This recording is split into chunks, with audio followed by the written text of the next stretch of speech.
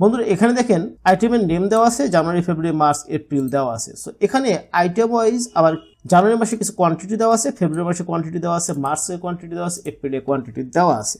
So আপনাকে এখন এই যে এখানে মাইক্রোফোন 4টা জানুয়ারি মাসে, সো এই মাইক্রোফোন 4টা এটাকে কপি করতে হবে, দেন জানুয়ারিতে যে পেস্ট করতে হবে।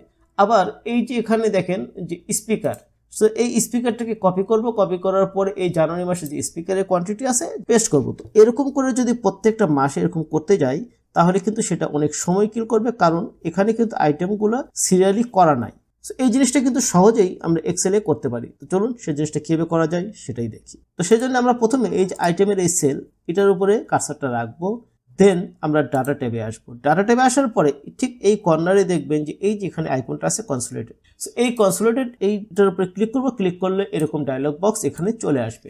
সো এই ডায়লগ বক্স আসার পরে এই যে এখান থেকে যে প্রথম জানুয়ারি মাস এটাকে সিলেক্ট করব, দেন এই যে এখানে অ্যাড ক্লিক করে দেব, দেন আবার এই যে ফেব্রুয়ারি মাসের আইটেম সহ পুরোটাকে ক্লিক করব, দেন অ্যাড করব।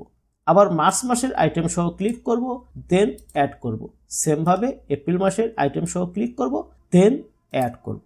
এবার এই যে যখন আমার 4 মাস অ্যাড হয়ে গেল তখন আমরা এই যে এখানে আমাদের হেডিংটা আছে, সো আমরা এখানে টপ রোকে আমরা দেখাই দিলাম।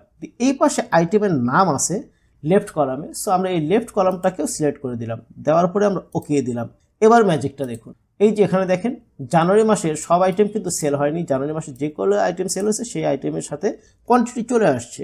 ফেব্রুয়ারি মাসেও তেমন, ফেব্রুয়ারি মাসে কিন্তু এখানে সবগুলো আইটেম নাই, ফেব্রুয়ারি মাসে যেগুলো আইটেমগুলো সেল হয়েছে সেই আইটেমগুলোই কিন্তু কোয়ান্টিটি চলে আসছে। তো শিখে গেলেন সুন্দর আরেকটা ট্রিক্স।